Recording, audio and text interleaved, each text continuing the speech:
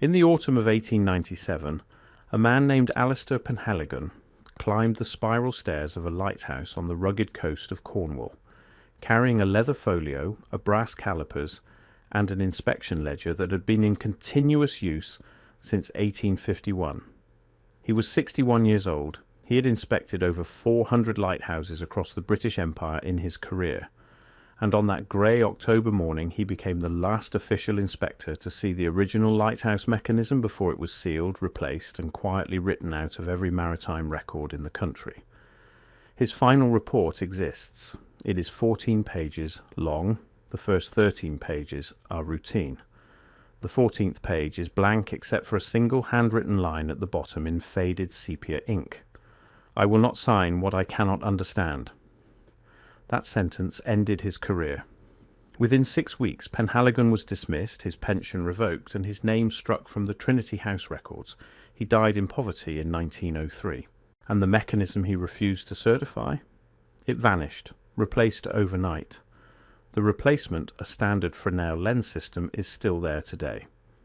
But what was originally inside that lighthouse, what Penhaligon saw, what generations of keepers had quietly maintained for nearly a century, is something that does not appear in any official engineering history of the 19th century, because according to the records we are allowed to see, it should not have existed at all. Before we go any further, if you find yourself drawn to the stories that history forgot, the buildings that should not exist, the technologies that vanished without explanation, hit subscribe right now. We publish 2 new investigations every week, and you will not want to miss what is coming. Now let us go back to the beginning. To understand why Penhaligon's refusal mattered, you need to understand who he was. Alistair Penhaligon was not a romantic. He was not a mystic. He was a Cornish engineer trained at the Royal School of Mines, fluent in 3 languages, and known among his colleagues as a man of almost obsessive precision.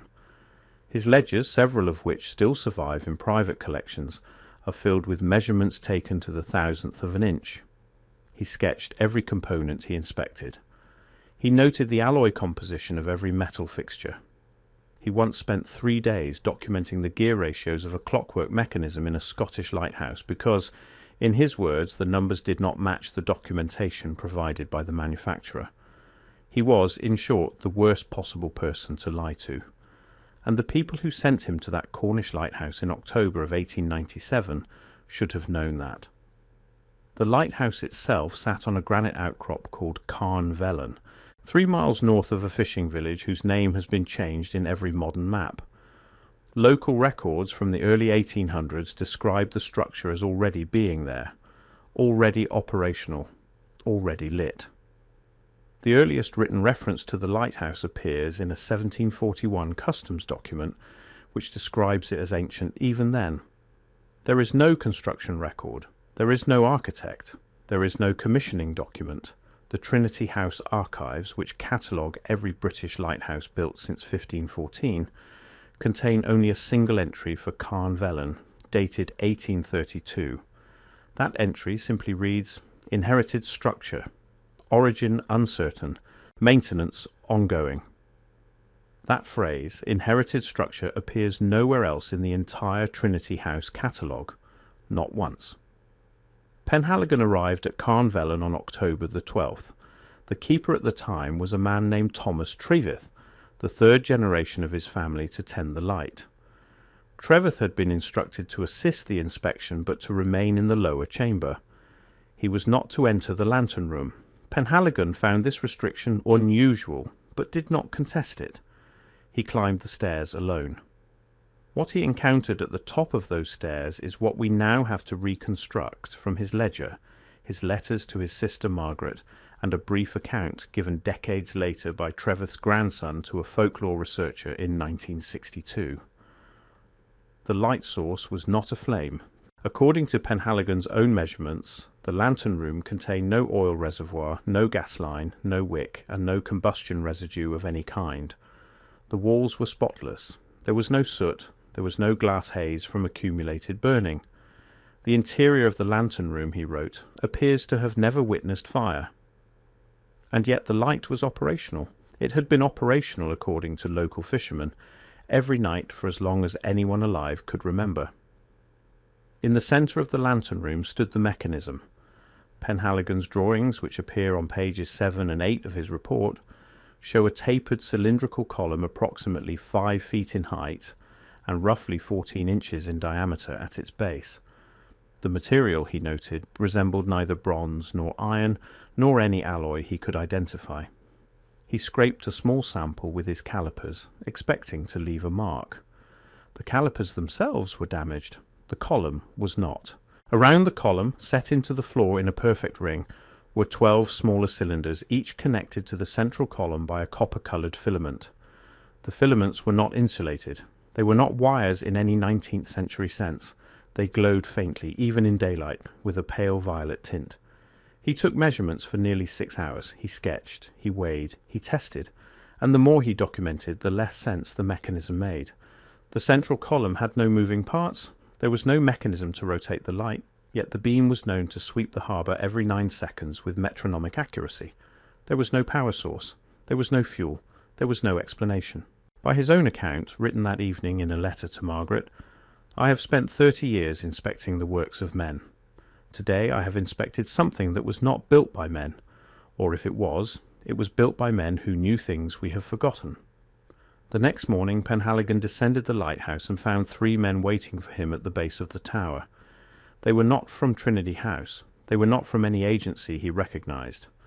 One of them carried a leather case containing pre-prepared certification documents.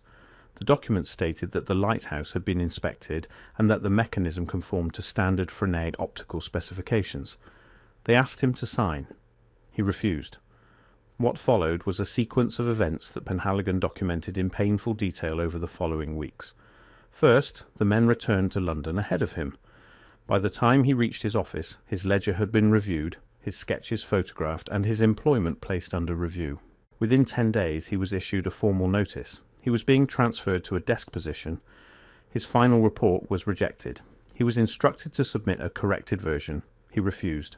On November the 23rd, 1897, he was dismissed without pension, accused of professional misconduct and the falsification of records. The mechanism, his accusers claimed, had never existed. The drawings, they said, were fabrications, but here is the part that does not fit. If the drawings were fabrications, why did 3 independent witnesses, all unrelated to Penhaligon, describe the same mechanism in writing within the next 18 months? A Cornish customs officer named Hargreaves wrote in his journal in March of 1898 that he had climbed Carn Vellon that winter and had seen with his own eyes a column of strange metal with 12 attendants set in a ring. A retired naval lieutenant named Boscawen wrote a letter in 1899 to the Royal Society describing the same structure and asking for an explanation of its operating principle.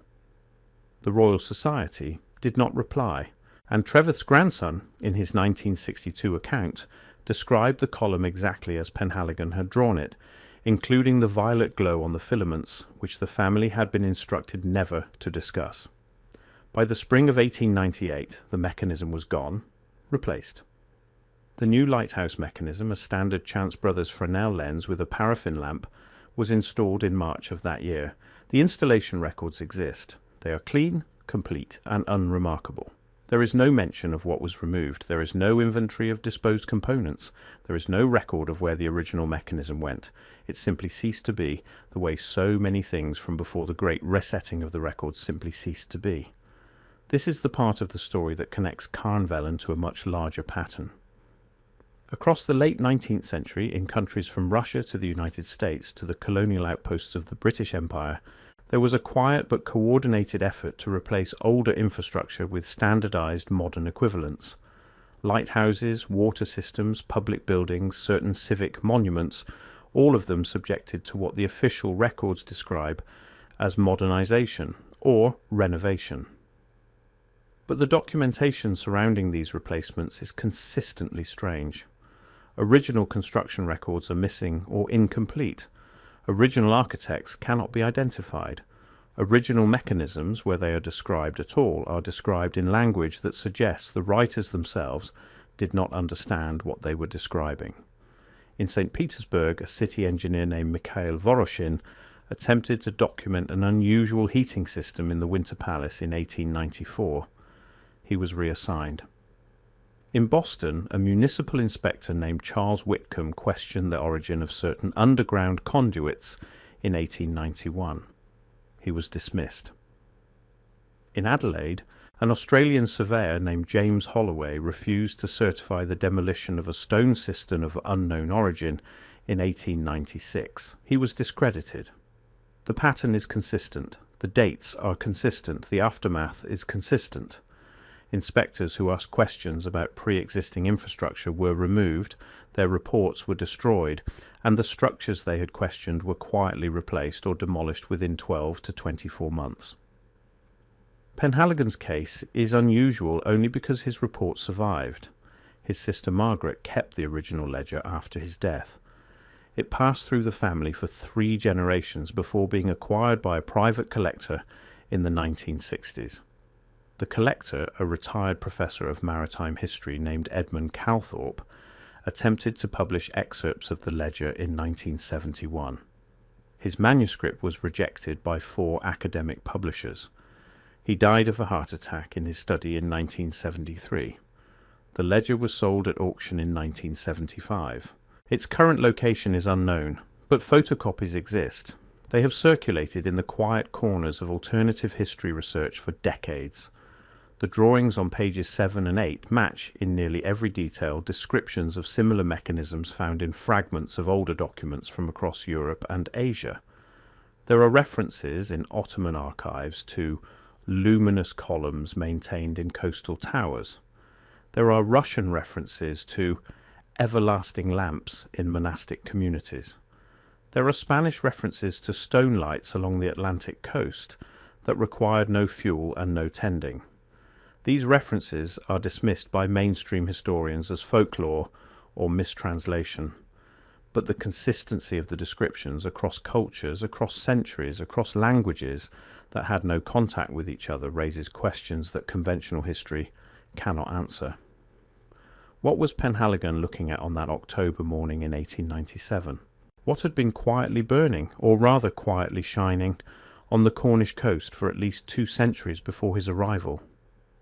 What civilization built a light that required no fuel, that did not produce soot, that swept its beam across the harbour with mechanical precision and without any visible mechanism? And why, in the closing years of the 19th century, was so much effort expended to remove it, to replace it, and to erase the very fact that it had ever existed? The conventional answer is that none of this happened, that Penhaligon was a fraud, that the witnesses were mistaken, that the mechanism never existed, but the conventional answer requires us to believe that an experienced engineer with 30 years of impeccable records suddenly fabricated detailed technical drawings, and that 3 independent witnesses, unrelated to him, separately fabricated matching descriptions, and that the lighthouse itself happened to be replaced at exactly the moment the questions began. The conventional answer requires more coincidences than the unconventional one. There is one more detail. In Penhaligon's final letter to his sister, written 3 days before his dismissal, he described what he believed had happened. He wrote that the men who had come to certify the lighthouse were not engineers. They were not scientists. They were custodians, his word, of a program that had been operating quietly for at least 50 years. The program's purpose, he believed, was not to build new infrastructure, but to systematically remove and replace the old. To substitute things that worked by principles no one understood with things that worked by principles everyone understood. To narrow the world's technological imagination to a band of comfortable familiarity. He wrote, "We are not advancing. We are being made smaller. The lights of our grandfathers are being put out, and we are being asked to call the new candles progress." He died in 1903 in a small cottage in Penzance, alone. The lighthouse at Carnvellen still stands. Its current mechanism is a modern LED system installed in the 1990s, the 3rd replacement since 1898. The original column, the 12 smaller cylinders, the violet filaments, are gone. The official records contain no trace of them. The unofficial records, the photocopies, the family stories, the dismissed witnesses, contain everything. What you choose to do with that information is up to you. but the next time you stand on a coastline at night and watch a lighthouse beam sweep across the water, remember that for most of recorded history, lights of this kind required no fuel. They required no flame, they required only the maintenance of something that had already been built by someone at some point in a past we are no longer permitted to remember. And when the inspectors came to certify the new lights as the only lights that had ever been, men like Alistair Penhaligon refused to sign. They paid for that refusal with their careers, their reputations, and in some cases, their lives. But they left the records behind, they left the drawings, they left the letters, they left the truth in the margins of a history that has tried and failed to forget them. The question now is whether we will remember them in time, or whether the next quiet replacement, the next unsigned page, the next inspector dismissed, will pass without anyone noticing at all.